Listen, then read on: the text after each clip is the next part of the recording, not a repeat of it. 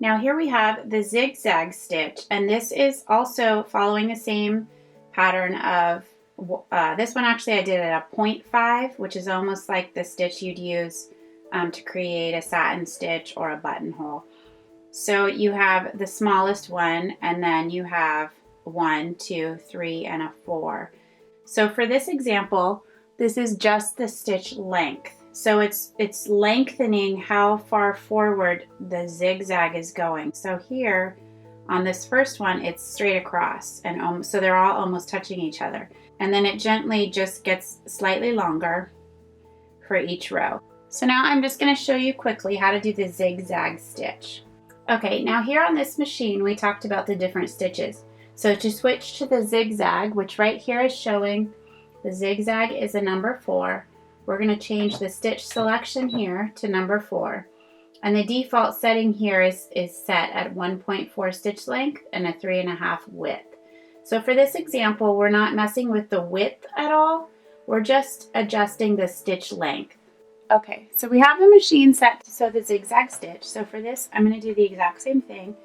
The needle's threaded and the bobbin thread, they're both coming out right here underneath the foot. The fabric slides in, and we'll line this up with the 5/8 seam allowance line. We lower the presser foot, and then using the foot pedal, you begin to sew. So I can show you here, I'm going to push back the stitch length to 0.5, and we'll show you how to do this real tight stitch.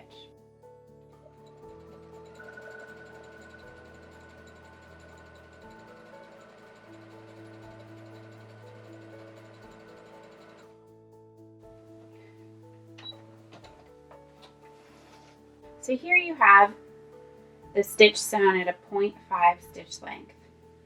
Now I'm going to bump this up to a 3 stitch length, and we'll show you the difference in how it pushes the stitches farther down.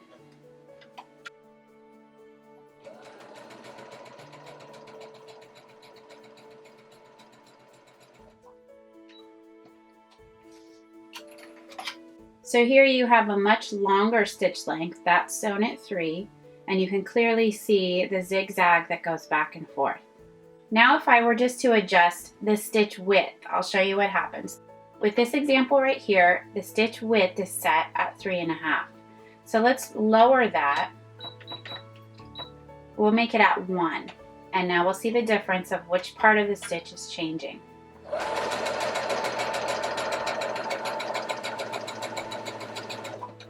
Now as you can see right here, this almost created a straight stitch. It's a very, very slight zigzag compared to this. So the width has become much more narrow, but the length is still set at 3. So the stitch poking back into the fabric is still at the same distance. It's just almost right underneath it. Now if we bump that up on the other side, say to a 6, we'll see the difference of that stitch width.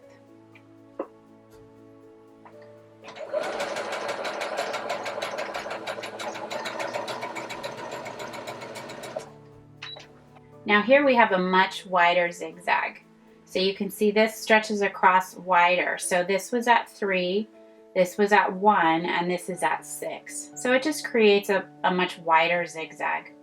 And if you were to set your stitch length at 0.5, then you would have just a wider stitch that looks like this, that's closer together, but it would cover a wider amount of distance. So these are some examples of how you use the zigzag stitch. This right here is another example of all the zigzag stitches. So this is a great one to play around with too. Just cut a scrap piece of fabric and draw some lines on it. And then you can work with the different zigzag widths and the different zigzag lengths. And then just kind of, just see what you like. And it's for the same reason, just to understand the feeling of the fabric going under the presser foot and just getting comfortable with your sewing machine.